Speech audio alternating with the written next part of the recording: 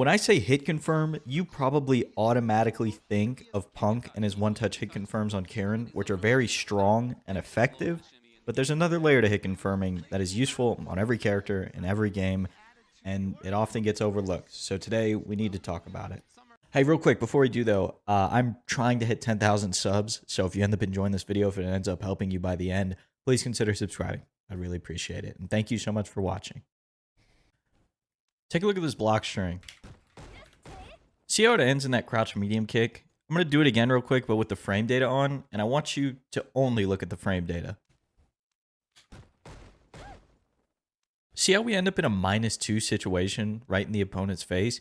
This was not a problem to me until recently because before my offense was so autopilot-y that I just did this without thinking about it. And if you've never thought about it either, don't worry because a lot of people's offense in this game and in other games is very autopilot-y. So they just do this block string. If it hits, it hits. If it doesn't, it doesn't. But Broly said something to me, Broly Legs. He said something to me a couple weeks ago that kind of changed how I look at it. He said, why do you always end your block string minus when you don't have to, like on block, right? Why do you always go into the crouch medium kick when you don't need to? If he blocks these two, visually you can hit confirm or block confirm, if you want to call it that.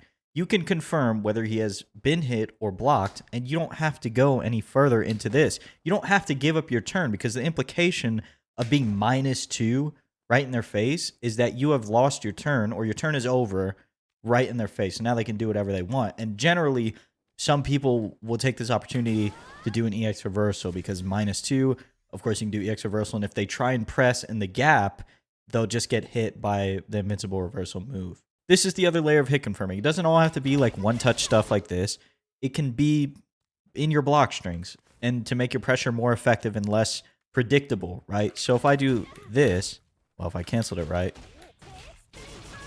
obviously that's what I want to go into. But if he blocks, I'm not going to press the crouch medium kick now. He's blocked. I'm +3. I can go in and do another one of these, or I can go up and do this, or I can tick throw. My pressure sequence continues because I hit confirmed instead of mindlessly going into another frame trap, or mindlessly finishing the frame trap, I should say.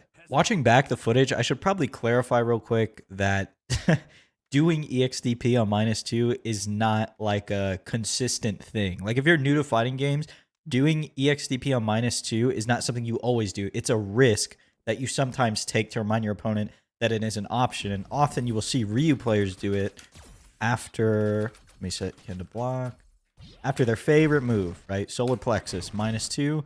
And some people don't realize that this move is minus because Ryu players like to mash stand light kick afterwards to try and take their turn back, or they'll just do DP afterwards. This is a risk they're taking to try and retain their turn, the DP or the stand light kick, because they are negative. You can press after this and interrupt stand light kick or just block, and the DP will come out. It's a risk. Yeah, I just wanted to make sure that rookie players don't see this and say, oh, I'm -2. I can just EXDP every single time. And it will probably work in the lower ranks, and you'll go up the rank system thinking that it's a real thing that you can do until somebody finally punishes you. But we can nip that in the bud right here and just clarify real quick. But that's all I got for you today. I think it's a really important lesson. I don't want to make the video super long so people, see a 10-minute timer in the bottom left on their homepage and say, oh, I'm not watching a 10-minute video over one fundamental skill.